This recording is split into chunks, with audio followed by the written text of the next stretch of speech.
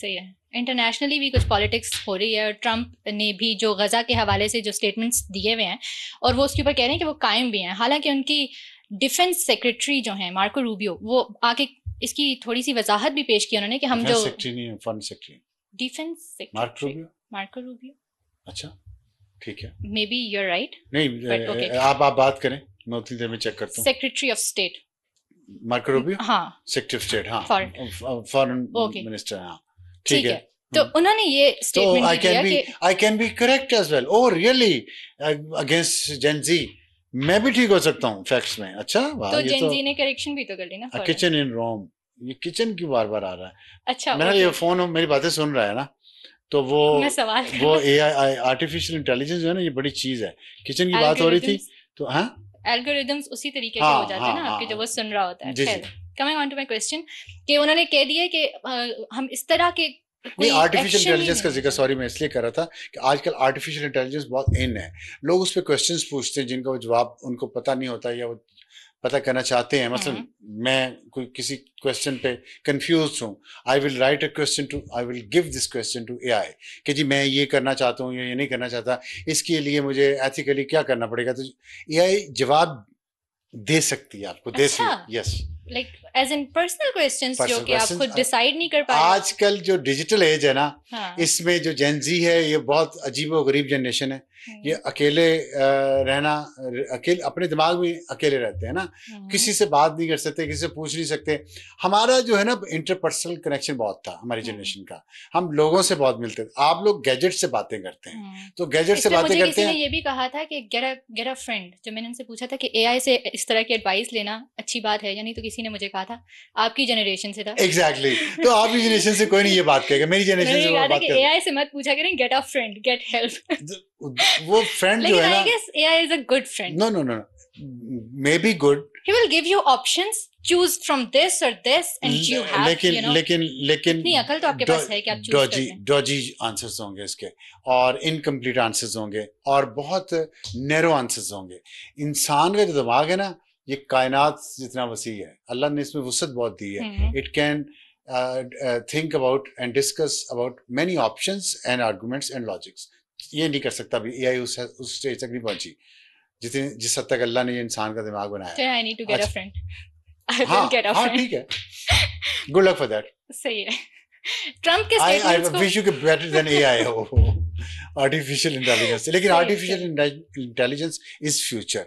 ये आपकी जनरेशन को याद रखना चाहिए। कुछ भी करना है ना, जर्नलिज्म करनी है, मेडिकल में जाना है, इंजीनियर बनना है, हम्म, आर्टिफिशियल इंटेलिजेंस को यूज करें मैक्सिमम, और इसको बेहतर से बेहतर यूज करें। ये आप एंड आई इसको होप कि नहीं यूज करेंगे तो आप लोग पीछे रह जाएंगे। यूनिवर्सिटी में कोर्सेज पे भी फोकस किया जाए, इस करना तरह के चाहिए, जो बिल्कुल, एआई हाँ, ये बहुत कोर्सेज अच्छा। हैं वो इंट्रोड्यूस कराए जाएं और लोगों को स्किलफुल बनाया जाए एआई बिल्कुल में। बिल्कुल। कमिंग ऑन टू हमारी जो इंटरनेशनल पॉलिटिक्स है, मार्को जो बहुत रूबियो, देर से हम शुरू कर रहे हैं और वो होके नहीं दे रही। दिल नहीं कर रहा ना, क्योंकि इतनी घटिया बात की है प्रेसिडेंट ट्रंप ने। हाँ, मुझे उससे उम्मीद नहीं थी, लोगों को उम्मीद थी वैसे। आप मैं देखिए, मैं मुझे लगता है मैं पेरेनियली ना, मैं मुस्तकिल तौर पे एक ऐसा शख्स हूँ जो उम्मीद खत्म नहीं करता। हाँ, क्योंकि इसने कहा, मैंने फिर देखो इतने, मैंने अभी आपको अपने तजुर्बात सुनाए हैं, दिखाए हैं, कैसे कैसे लोग किस किस तरह बेवकूफ बनाते हैं सादा लोगों को। तो इसने गोली लगी तो इसने कहा मैं डिफरेंट ट्रम्प हूँ और अब मैं दुनिया में अमन लाऊंगा। तो मैंने सोचा शायद वाकई यार इसको बदल गया हो ये अंदर से। लेकिन अब जिस तरह की उसने, और गजा को एक रियल स्टेट के पॉइंट ऑफ व्यू माइंडसेट से से देख हाँ रहा है देख रहा है। कि रियल स्टेट का टुकड़ा प्रॉपर्टी डीलरों की तरह सोच रहा है। मेरा ख्याल था कि ये एक सदर की तरह और एक वर्ल्ड लीडर की तरह सोचेगा, लेकिन ये तो प्रॉपर्टी डीलर से बाहर नहीं हम्म, निकला अभी तक। खैर मैंने उसने, तब भी आपसे एक सवाल किया था कि ये जो सीज फायर हुआ है, क्या ये किसी बिगर डील का हिस्सा नहीं लगता आपको, तो आपने कहा था कि ये आने वाला वक्त बताएगा, लेकिन अभी तक मैं ऐसा कुछ नहीं समझता, और उसकी वजह यही थी, आप कहते थे कि ट्रंप ने कहा है कि वो बदल जाएगा, वो एक बदली हुई दुनिया देखना चाहता है। एग्जैक्टली मेरा खाम ख्याली थी। लेकिन बात यह है कि अगर ये बड़ी खतरनाक बात, अब जो है ना, ये बात बड़ी खतरनाक है जो ट्रंप ने की है, और इसके नतायज उस तरह नहीं निकलेंगे जिस तरह के आपने कहा था कि जो डील हुई है गजा की, इसके पीछे कोई बड़ा प्लान है और वो इम्प्लीमेंट नहीं हो पाएगा। ये इतनी खतरनाक बात उसने गलत बात कर दी है कि दुनिया में कहीं उसको सपोर्ट नहीं मिली। अब इसराइल ने जो कहा है कि सऊदी अरब के अंदर आप फ़लस्तीन बना लें, ये मतलब इंसल्ट है, वो कहते हैं ना एडिंग सॉल्ट टू इंजरी। और पूरी दुनिया इस्लामिक दुनिया तो खैर इस पे उठी गई है, पूरा यूरोप, पूरी दुनिया, बाकी चाइना, और कोई मुल्क ऐसा मैंने नहीं देखा 2 दिन से खबरों में कि सिवाय अमेरिका में भी ट्रंप और उसके जो हवारी हैं और नेतन्याहू इसराइल के वजीर आजम हैं, इनके अलावा इस स्टूपिड जो इनका जो आइडिया है किसी ने सपोर्ट नहीं किया, और मुखालफत हो रही है और इस पे सख्त रेजिस्टेंस आना शुरू हो गई है और आएगी। और मुझे ये डर है कि अगर इंसिस्ट किया ट्रंप ने और नेतन्याहू ने इस बात पे, तो शायद एक ऐसी जंग शुरू हो जो बहुत नुकसानदेह नुकसानदेह हो सकती है। क्योंकि सऊदी अरब, एक बात मैं आपको बताऊं, जो सऊदी अरब वाली बात नहीं आई है, आपने नोट किया? पहले था कि उर्दन में चले जाएं, मिस्र में चले जाएं, शाम में चले जाएं, तीनों ने किया इनकार, तो सऊदी अरब का नाम आया इसराइल के वजीर आजम की तरफ से। ये चीज जो है ना, ये बड़ी खतरनाक है, और इस पर पाकिस्तान ने, अभी सऊदी अरब ने इस पर सही तरह से अपना रिएक्शन नहीं दिया, लेकिन पाकिस्तान ने जिन अल्फाज में रिएक्शन दिया है ये बहुत सीरियस है चीज। और पाकिस्तान, मैं आपको गारंटी से ये कह सकता हूं, मेरे पास इंफॉर्मेशन नहीं है, पाकिस्तान सऊदी अरब के बिहाफ पे बोल रहा है। और आपने देखा पाकिस्तान ने तुर्की से भी राब्ता किया है, क्योंकि तुर्की और सऊदी अरब के भी आपस के ताल्लुकात उतने अच्छे नहीं हैं जितने पाकिस्तान के सऊदी अरब से हैं और जितने पाकिस्तान के तुर्की के साथ हैं। Pakistan will become a bridge between Turkey सऊदी अरब के दरमियान इस इशू पे। और देखिएगा कि पाकिस्तान जो है, पाकिस्तान की आवाज इसमें बहुत तवाना होगी। वजह कि पाकिस्तान न्यूक्लियर पावर है और पाकिस्तान के पास ऐसी मिसाइल टेक्नोलॉजी है जो काफी एडवांस स्टेज में है। और अब आपको याद आया कि वो अमेरिकन कांग्रेसमैन ने पिछले महीने कहा था सैंक्शन लगाते हुए कि हमें पाकिस्तान के मिसाइल प्रोग्राम से तशवीश है। समझ आई गेम की? ये सब जो है ना वॉर गेमिंग की जाती है कि अगर हम ये करेंगे तो क्या होगा, ये करेंगे तो क्या होगा।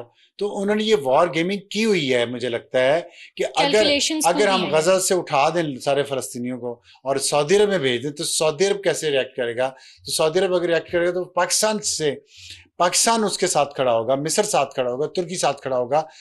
तो फिर क्या सिचुएशन बनेगी पूरी दुनिया की? और पाकिस्तान जाहिर है अगर खुदा ना खास्ता न्यूक्लियर शोडाउन होता है इसराइल के साथ,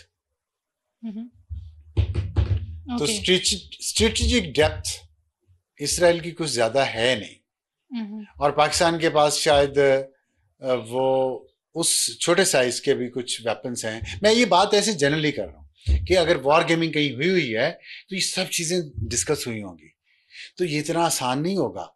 बहुत खतरनाक गेम ट्रंप जो है वो खित्ते को ले जा रहा है, और it should be avoided at any cost. ये सोचना भी नहीं चाहिए। और अगर कोई अगर ये देखिए, इसको जेनोसाइड कहा जा रहा है, इसको एथनिक क्लेंजिंग कहा जा रहा है, इसको इन्फोर्स्ड डिस्प्लेसमेंट कहा जा रहा है। ये तीनों जुराइम वो अब ये काम पैलेस्टीनियंस के साथ कर रहे हैं।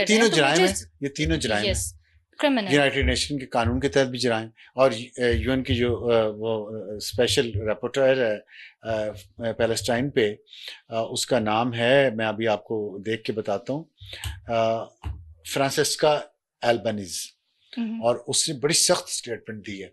उसने कहा है कि पूरी दुनिया को चाहिए कि अब वो वक्त आ गया है कि अमेरिका को आइसोलेट कर दें ट्रंप की वजह से। देखें, ये ट्रंप को खाली हमें ट्रंप और अमेरिका अलग अलग जो है वो ज़हन में रखना चाहिए। Trump is not America, right? America के अंदर बहुत डिवीजन है। ट्रंप जीत गया है, इसमें कोई शक नहीं है, लेकिन ट्रंप की मुखालफत भी बहुत ज्यादा है। और जो ट्रंप हुकूमत में आते ही जो उसका फील गुड फैक्टर है ना, वो अब वो टेस्ट पे है। उसकी पॉपुलैरिटी मेंटेन रखता है या नीचे जाती है, ये उसके इक़दामात पे डिपेंड करता है जो उसने वादे किए हैं, महंगाई कम करने के, रोजगार बढ़ाने के। फिलहाल तो महंगाई कम नहीं हुई, बढ़ रही है अमेरिका में, क्योंकि जो वो ड्यूटीज वगैरह उसने लगा दी हैं उससे जाहिर है फौरी तौर पे तो महंगाई बढ़ेगी। तो अब वो अपनी पॉपुलैरिटी कैसे मेंटेन रखता है और इसके लिए कोई जंग में धकेल देता है, बेयकीनी में धकेल देता है, तो चाइना आपके ख्याल में ये खामोश बैठा रहेगा? अगर पाकिस्तान इन्वॉल्व होता है किसी जंग में और दूसरी साइड पे अमेरिका की कोई प्रॉक्सी है, तो आप ये यकीन रखें कि चाइना पाकिस्तान की साइड पे होगा। जिस आसिफ अली जरदारी का विजिट है चाइना का, और इस दौरान चाइनीज प्रेसिडेंट ने जो स्पेशल वेलकम किया है आसिफ अली जरदारी को, ये जेस्चर्स है, ये डिप्लोमेटिक जेस्चर्स हैं दुनिया को बताने के लिए। और अल्लाह ना करे कि ये चीज़ें शोडाउन की तरफ जाएं। रशिया का बहुत इंपॉर्टेंट रोल होगा। रशिया बिल्कुल नहीं चाहेगा कि अमेरिका बदमाश बन जाए पूरी दुनिया का अकेला, और चाइना जो दुनिया की असल सुपर पावर तो चाइना है। अमेरिका को तो डेट ही बहुत ज्यादा, डेट बर्डन बहुत ज्यादा, बेरोजगारी बहुत ज्यादा वहाँ। मेरे रिश्तेदार वहां पे बहुत हैं, इतनी बेरोजगारी है वहां पे कि लोग परेशान हैं कि वो क्या करें। तो ये इतना आसान नहीं होगा ट्रम्प के लिए। 4.9% था जो अभी लास्ट बिलियनर्स जो हैं उसके साथ बहुत हैं, लेकिन वहां लोगों को रोजगार चाहिए। लोगों को सिर्फ ये नहीं कि खाली इसराइल को बचाने के लिए और इसराइल की वो करने के लिए आप पूरी दुनिया से फटा ले लें तो मुश्किल होगा ट्रम्प के लिए। के वोटर्स में अरब वोटर्स भी काफी थे, और जो कि पैलेस्टाइन इशू के ऊपर ट्रम्प का जो भी विजन था उनको भी ठंड पड़ गई, सपोर्ट कर रहे थे। उनको भी ठंड पड़ गई। सिर्फ ट्रम्प के जो पाकिस्तानी वोटर्स है वो खुश होंगे, क्योंकि उनको शर्म जरा मुश्किल से आती। लेकिन ट्रम्प उनके लिए भी तो कर कुछ नहीं रहा, मेरा कर तो उन तो उससे फर्क नहीं पड़ता उनको। 12 साल से केपी गवर्नमेंट ने क्या किया वहां के वोटर्स के लिए? क्यों वोट देते हैं उनको? रूल ऑफ लॉ के लिए। रूल ऑफ लॉ है वहां पे? अच्छा चलिए, आप कहती हैं रूल ऑफ लॉ वहाँ इतने आप खुद ही मुझे डेटा इकट्ठा करके देती हैं कि वहाँ कितने दहशतगर्दी के वाकयात हो चुके हैं, कितने पुलिस वाले शहीद हो चुके हैं, कितने फौजी शहीद हो चुके। आप नैरेटिव दे रही हैं?